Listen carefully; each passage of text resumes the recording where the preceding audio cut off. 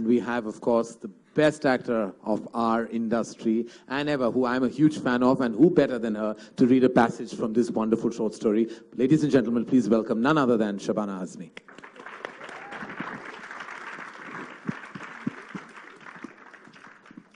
I hope, sorry. And one more. Sorry.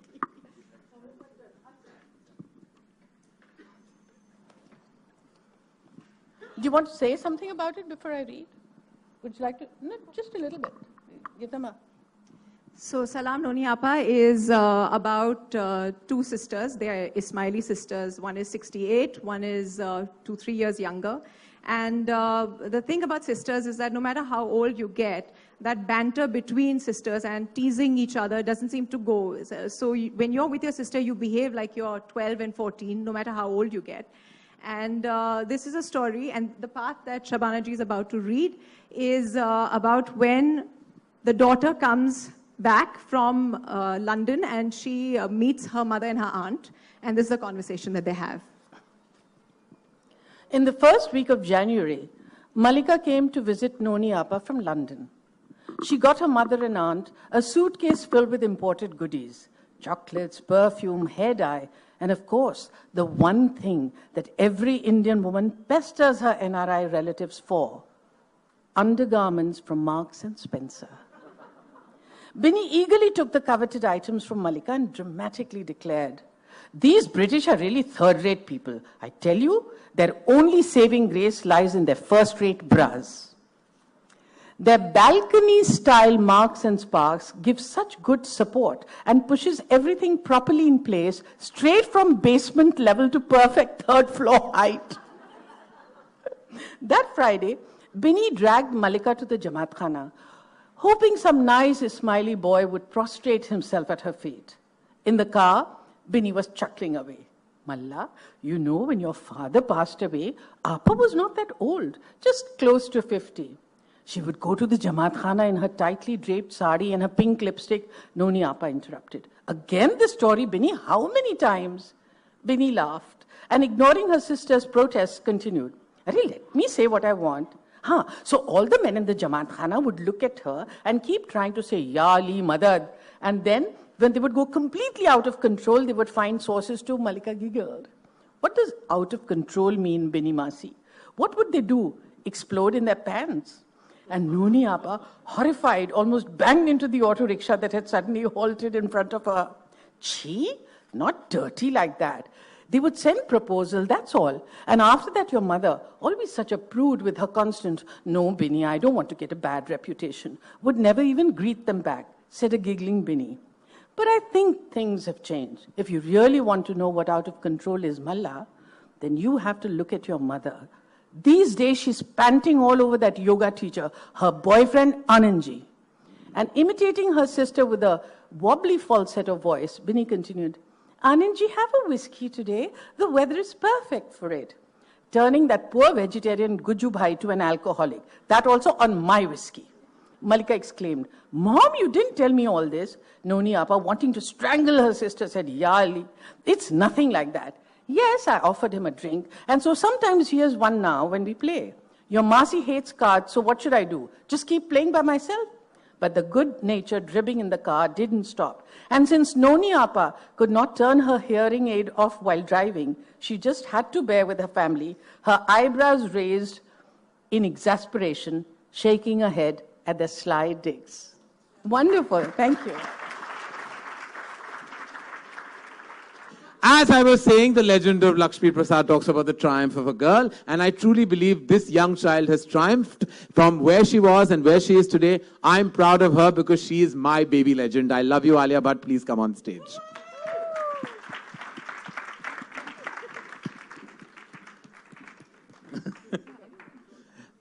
Poor Ranbir and Alia, they have to read after Shabana Azmi.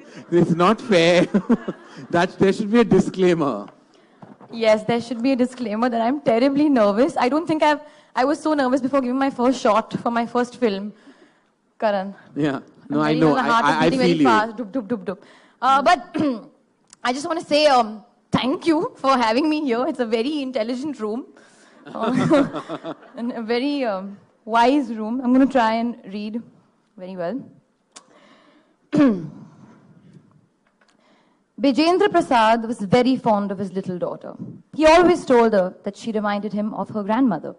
They had the same narrow hands and long face, the gap between the tip of the nose and the lips disproportionately large, but pleasing all the same. On balmy afternoons, he would sit with her after lunch and tell her stories from the Ramayana. One day he told her about Shravan Kumar, who looked after his blind parents, spending his whole life serving them.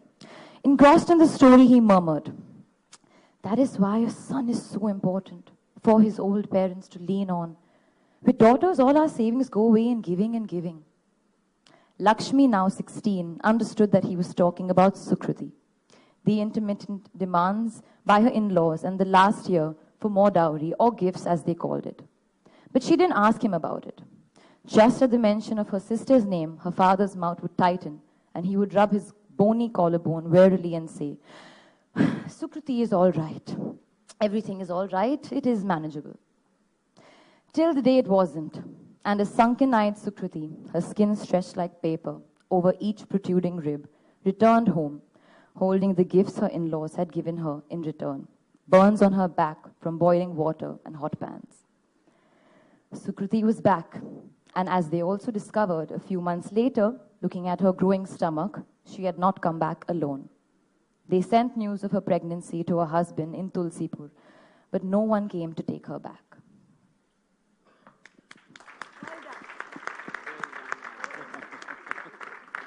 Well done, Alia. Thank you very much. Ranbir Kapoor to read an excerpt from The Sanitary Man. Good evening, ladies and gentlemen. Twinkle, congratulations on your juggernaut of a book plug-in.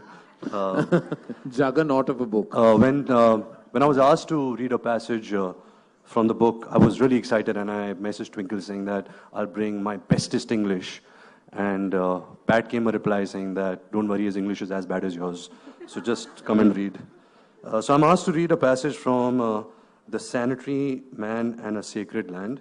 But before that, I just want to read something which is on the third page of the book, which goes like, "For Akshay, each time there is a power cut, you, my friend, always have a flashlight handy."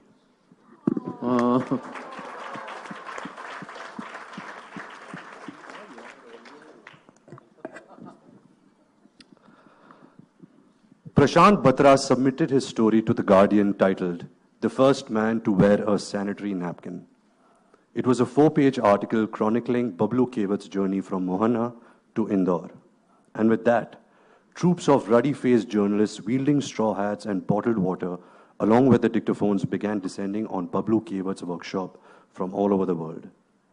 The Times of India was the first Indian newspaper to feature Bablu Kevat and his unique invention. A half-page story on page 6, sandwiched between an advertisement of Syntex water storage tanks and an announcement that wished Sardar Ranga Singh a very jolly birthday, Sarji. Bablu Kevat had started getting famous. There were television interviews where poker-faced anchors, not quite focusing on the work he was doing, with non-profit and women's group, kept trying to draw out salacious details of him wearing a pad and leaking blood all over himself. He was invited to speak at universities and companies and conferences across the country. Bablu found himself enjoying these talks. There was one rather memorable experience in Bhopal. It was a packed hall with a panel of dignitaries from around the world and attended by the Minister of Commerce, Industry and Employment. Bablu began his talk by pulling out a sanitary napkin from his pocket and waving it in front of the startled guest, asking, "How many men have touched a sanitary pad in their life?" When no one responded, he walked up to the minister and said, "Well, sir, here is your chance. Come, hold this. I promise it won't bite." The startled minister looked helplessly around, waiting for someone to rescue him, and with no escape in sight, gingerly took the sanitary pad in his hand. Bablu continued, You're feeling embarrassed holding that pad, aren't you, sir?" This shame in discussing menstruation, in holding a sanitary pad, is one of the biggest hurdles we face. It is as if menstruation is not a natural function, but a sin that women unwillingly commit through their uterus and have to hide away from prying eyes, lest they be declared guilty of the crime of bleeding. This shame is the reason why women take their stained pieces of cloth, wash them secretively, and hang them to dry in places where even the rays of sun cannot spot them. Then they end up using those moldy, bacteria-laden pieces of fabric and get diseases. Let us all refuse to be part of this game of shame because it is nothing but a losing game for all humanity. The audience was spellbound and couldn't stop clapping. Taking his sanitary pad back from the hapless minister's hands, Bablu added with a twinkle in his eye. And I would like to end my speech by thanking women and the menstrual cycles. Without them, this talk, along with our very existence, would not be possible. Later, laughing about the event, he confessed to Sarita. Sarita ji, I told them only 10% of women in India used a sanitary pad. Actually, I fudged the number. It is only 5%. I just added 5% more on stage because I did not want to embarrass Bharat Mata so much in front of all the foreigners. Thank you. Thank you. Now that is what you call a powerful vagina monologue. It truly is, in every which way. Thank you, Ranbir. Thank you for rendering it